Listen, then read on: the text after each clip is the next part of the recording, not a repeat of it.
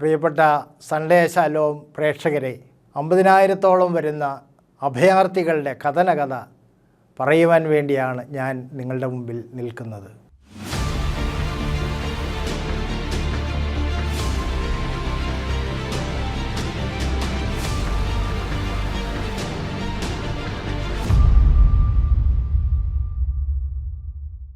ഇന്ന് അഭയാർത്ഥി ക്യാമ്പുകളിൽ കഴിയുന്ന അവർക്ക് എല്ലാം നഷ്ടപ്പെട്ടു. അവരുടെ ഉറ്റവരും ഉടയവരും നഷ്ടപ്പെട്ടു.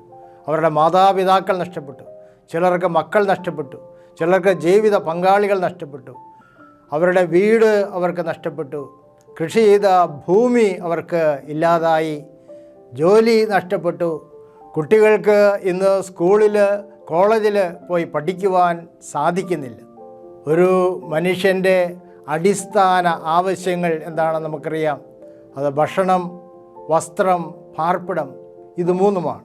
പക്ഷേ ഈ മൂന്ന് കാര്യത്തിനും മറ്റുള്ളവരുടെ മുമ്പിൽ കൈ നീട്ടി നിൽക്കേണ്ട ഒരു അവസ്ഥ, വളരെ ദയനീയമായ അവസ്ഥയാണ് അവർക്കുള്ളത്. ഞാൻ പറഞ്ഞു വരുന്നത് മണിപ്പൂരിലെ നമ്മുടെ പ്രിയപ്പെട്ട സഹോദരീ സഹോദരന്മാരുടെ വേദന നിറഞ്ഞ കഥയാണ്. ഇത് നടന്നിട്ട് ഒരു വർഷം, കഴിഞ്ഞ മെയ് മാസത്തിൽ ഒരു വർഷം പൂർത്തിയാവുകയാണ്. ഇതിൻ്റെ ആരംഭം വളരെ നിസ്സാരമായൊരു തീപ്പൊരിയാണ്. ഹൈക്കോടതിയുടെ ഒരു നിർദ്ദേശം, മെയ്തേയ് വർഗക്കാർക്ക് ST പദവി നൽകണമെന്നുള്ള ഒരു നിർദ്ദേശത്തെ തുടർന്ന് ആണ് ഇത് ആരംഭിച്ചത്. മണിപ്പൂർ വളരെ സമാധാനം നിറഞ്ഞ ഒരു സംസ്ഥാനമായിരുന്നു. വളരെ പ്രകൃതി രമണീയമായ ഒരു സംസ്ഥാനം. അതുകൊണ്ടാണ് നെഹ്റു പറഞ്ഞത് ഇന്ത്യയുടെ മുത്ത് എന്ന് നെഹ്റു ആദ്യത്തെ പ്രധാനമന്ത്രി മണിപ്പൂരിനെ വിശേഷിപ്പിച്ചു.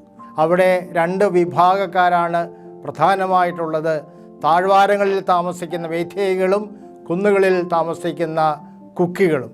മെയ്തേയികൾ കൂടുതൽ ഹൈന്ദവ വിശ്വാസം പിന്തുടരുമ്പോൾ കുക്കികൾ കൂടുതൽ ക്രൈസ്തവരാണ്.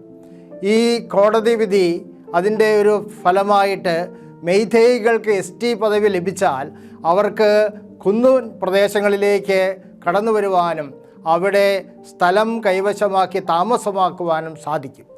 ഇത് കുക്കികൾക്ക് വലിയൊരു ഭീഷണിയായി. അവർക്ക് തോന്നി അവരുടെ ഭൂമി, അവരുടെ കിടപ്പാടം മെയ്തേയ് വർഗക്കാർ കൈയടക്കുവാനുള്ള ഒരു സാഹചര്യം ഇതിലൂടെ ഉണ്ട് എന്നവർക്ക് തോന്നിയൊരാശങ്കയുണ്ടായതിൻ്റെ അടിസ്ഥാനത്തിലാണ് അവരുടെ പ്രതിഷേധ പ്രകടനം, അതിന് തിരിച്ചുള്ള ആക്രമണം. അന്ന് 2023 മെയ് മാസത്തിൽ ആരംഭിച്ച ആ കലാപം ഇന്നും അടങ്ങിയിട്ടില്ല. 221 പേര് ഈ കലാപത്തിൽ ജീവൻ നഷ്ടപ്പെട്ടു. 46 പേര് കാണാതായവരുടെ ലിസ്റ്റിലാണ്. ഞാൻ ഹിന്ദു പേപ്പറിൽ വായിച്ച ഒരു കാര്യം, ഒരു അമ്മയുടെ മകൻ്റെ പേര് അന്തോണി എന്നാണ്. അവൻ വരുമെന്ന് വിചാരിച്ച് എല്ലാ ദിവസവും അവന് വേണ്ടി അത്താഴം ഒരുക്കി, അവന് വേണ്ടി ഭക്ഷണം വിളമ്പി വെച്ച് കാത്തിരിക്കുന്ന ഒരു അമ്മ. പക്ഷേ അമ്മ നിരാശപ്പെടുകയാണ്. കാരണം വൈകുന്നേരം രാത്രിയിൽ ഭക്ഷണം കഴിക്കാൻ അവൻ വരുന്നില്ല. ഇതേപോലെ എത്രയോ വേദനിക്കുന്ന അമ്മമാർ ഈ ക്യാമ്പുകളിൽ കഴിയുന്നുണ്ട്. ഇവിടെ അവർക്ക് പുറത്തിറങ്ങി നടക്കുവാൻ പറ്റുകയില്ല. അത്രമാത്രം ഭീതിജനകമായ അന്തരീക്ഷമാണ് അവിടെയുള്ളത്. ജനങ്ങളുടെ മരണപ്പെട്ടവരുടെ രക്തം വീണ് മനോഹരമായ ഈ ഭൂമി കറുത്തിരിക്കുന്നു. അപ്പോൾ അത്യന്തം ഭീതിജനകമായ ഭയാനകമായ ഒരു അന്തരീക്ഷമാണ് മണിപ്പൂരിലുള്ളത് എന്ന് നമുക്ക് മനസ്സിലാക്കാൻ സാധിക്കും. അതുപോലെ തന്നെ ഈ സംസ്ഥാനം ഇന്ന് രണ്ടായി വിഭജിക്കപ്പെട്ടിരിക്കുകയാണ്. ഒരു വിഭാഗക്കാരുടെ മെയ്തേയ് വർഗക്കാരുടെ ക്യാമ്പിൽ നിന്ന് ആ സ്ഥലത്ത് നിന്ന് മറ്റൊരു സ്ഥലത്തേക്ക് പോകണമെങ്കിൽ അവിടെ ഒരു രാജ്യത്ത് നിന്ന് മറ്റൊരു സ്ഥലത്തേക്ക് പോകുന്ന ഒരു ഫോർമാലിറ്റീസ്, ചെക്ക് പോസ്റ്റ് കടന്ന് രേഖകളൊക്കെ കാണിച്ച് പരിശോധിച്ചാൽ മാത്രമേ, തൃപ്തി ആയാൽ മാത്രമേ അവരെ അപ്പുറത്തേക്ക് കടത്തിവിടുകയുള്ളൂ. നമ്മുടെ രാജ്യത്ത് തന്നെ ഒരു സംസ്ഥാനം രണ്ടായി വിഭജിക്കപ്പെട്ടു എന്നുള്ളത് അത്യന്തം ദുഃഖകരമായ സങ്കടകരമായ ഒരു കാര്യം തന്നെയാണ്. ഇന്ത്യയുടെ ആത്മാവിന് ഏറ്റ മുറിവാണ് മണിപ്പൂർ എന്ന് നിസ്സംശയം നമുക്ക് പറയുവാനായിട്ട് സാധിക്കും. പ്രിയപ്പെട്ടവരെ, നമുക്ക് ഈ സമയത്ത് എന്ത് ചെയ്യുവാൻ സാധിക്കും? ഈയിടയ്ക്ക് ഗവൺമെൻറ്റിൻ്റെ ഭാഗത്തു നിന്ന് ചില സമാധാന നീക്കങ്ങളൊക്കെ നടക്കുന്നുണ്ട്. പക്ഷേ അതൊക്കെ മാനുഷികമായ കാര്യങ്ങൾ നമുക്കറിയാതെ ഫലപ്രദമാകണമെങ്കിൽ ഉന്നതത്തിൽ നിന്ന് ദൈവത്തിൻ്റെ ഒരു ഇടപെടൽ, ദൈവത്തിൻ്റെ ശക്തി പ്രകടമാകണം. അതുകൊണ്ട് എനിക്ക് നിങ്ങളോട് പറയുവാനുള്ള ഒറ്റ ഒരു കാര്യം, നമ്മുടെ പ്രിയപ്പെട്ടവർക്ക് വേണ്ടി നമ്മൾ തുടർന്നും പ്രാർത്ഥിക്കണം. ഈ കലാപമുണ്ടായപ്പോൾ നമുക്കറിയാം, കേരളത്തിൽ അങ്ങോളം ഇങ്ങോളം നമ്മൾ പ്രതിഷേധ റാലികൾ നടത്തി, അവർക്ക് വേണ്ടി പ്രാർത്ഥിച്ചു. പക്ഷേ ഈ 1 വർഷമായപ്പോൾ നമ്മൾ അവരെല്ലാം മറന്നു. അതുകൊണ്ടാണ് ഞാൻ നിങ്ങളുടെ മുമ്പിൽ ഈ വീഡിയോവുമായി അവരെക്കുറിച്ച് ഓർമ്മിപ്പിക്കുവാനായിട്ട് വരുന്നത്. നമ്മുടെ പ്രാർത്ഥനകളിൽ അവരെ ഓർക്കണം. 50,000 പേർക്ക് അവരുടെ ഭാവി ഇന്ന് അനിശ്ചിതത്തിലാണ്. അവർക്ക് തിരിച്ചു പോകുവാനോ ഒരു സ്വന്തമായി വീടുണ്ടാക്കുവാനോ സാധിക്കുമെന്ന് നമുക്ക് അറിഞ്ഞുകൂടാ.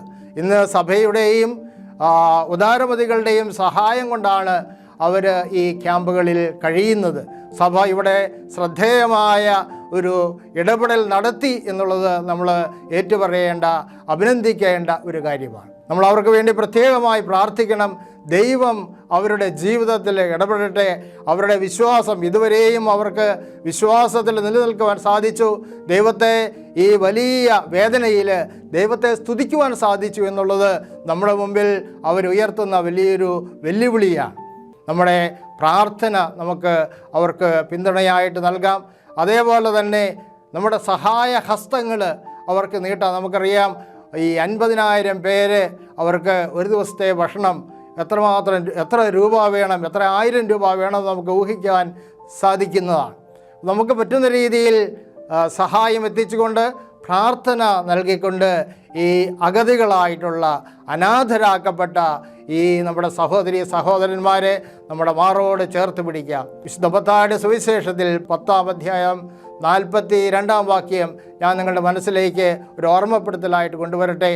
ഈശോ പറഞ്ഞു, ഈ ചെറിയവരിലൊരുവന് ശിഷ്യൻ എന്ന നിലയിൽ ഒരു പാത്രം വെള്ളം കുടിക്കാൻ കൊടുക്കുന്നവന് പ്രതിഫലം ലഭിക്കാതിരിക്കുകയില്ല എന്ന് സത്യമായി ഞാൻ നിങ്ങളോട് പറയുന്നു. പ്രിയപ്പെട്ടവരെ, ഈ വാഗ്ദാനം, കർത്താവിൻ്റെ ഈ വാഗ്ദാനം നമ്മുടെ ജീവിതത്തിൽ സ്വീകരിക്കുവാൻ അർഹത നേടുന്ന രീതിയിൽ നമുക്ക് അവർക്ക് വേണ്ടി പ്രത്യേകമായി പ്രാർത്ഥിക്കാം. അവരെ നമ്മളെ സ്നേഹത്തോടെ നമുക്ക് ചേർത്ത് നിർത്താം. നമുക്ക് പറ്റുന്ന രീതിയിൽ അവരെ സഹായിക്കുകയും ചെയ്യാം. ദൈവം നിങ്ങളെ സമൃദ്ധമായി അനുഗ്രഹിക്കട്ടെ.